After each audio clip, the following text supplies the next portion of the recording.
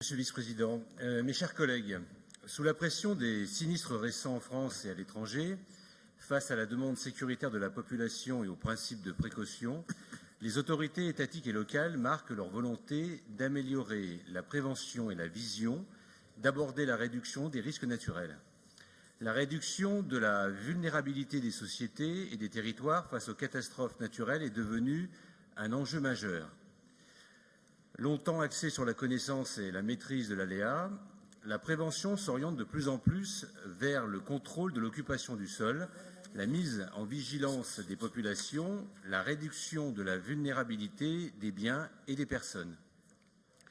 On a souvent le sentiment qu'il faut avoir été initié pour employer et maîtriser les concepts de résilience et de vulnérabilité. Les termes sont donc peu utilisés dans les débats locaux, parfois volontairement, pour ne pas compliquer les discussions. Par contre, les leviers techniques de la réduction de la vulnérabilité et de la résilience sont maintenant connus.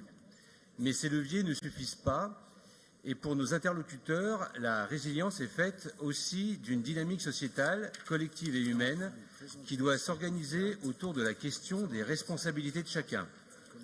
L'emploi du mot « résilience » est toujours stratégique et il y a une invitation derrière ce terme.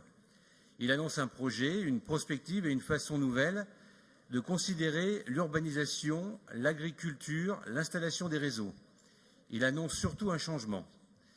Quand la résilience aux inondations est perçue par les habitants et les acteurs locaux comme un objectif, quand par ailleurs, grâce au retour d'expérience et aux capitalisations scientifiques, les leviers de la résilience sont énumérés et étudiés, quelle place et quel statut doit-on lui donner? À l'origine, elle est dynamique, personnelle, dont la durée et les moyens appartiennent à l'individu. Si la résilience territoriale relevait du même principe, on ne pourrait qu'observer les moyens que la société locale se choisit. Mais si la résilience devient un objectif, et parce qu'aujourd'hui 79% de nos communes d'Auvergne-Rhône-Alpes sont exposées à un risque naturel, et parce que ces leviers sont connus, elle n'est plus une simple capacité. Les habitants et acteurs questionnent plus le statut du terme résilience que son contenu. Et c'est comme cela qu'elle doit devenir une politique publique. Le SRADET est cet outil permettant de remettre en question l'aménagement du territoire. Agir pour réduire la vulnérabilité du territoire, c'est comprendre qu'il nous faut maintenant réfléchir l'aménagement de notre région comme autant d'échelons qui se font écho les uns aux autres dans une forme d'interdépendance solidaire. C'est pourquoi nous vous proposons d'amender le point 1-1 en intégrant dans l'annexe fascicule des règles une règle numéro 10 intitulée « Objectif de réduction de la vulnérabilité des territoires » Merci, afin Monsieur Gemelli. d'améliorer.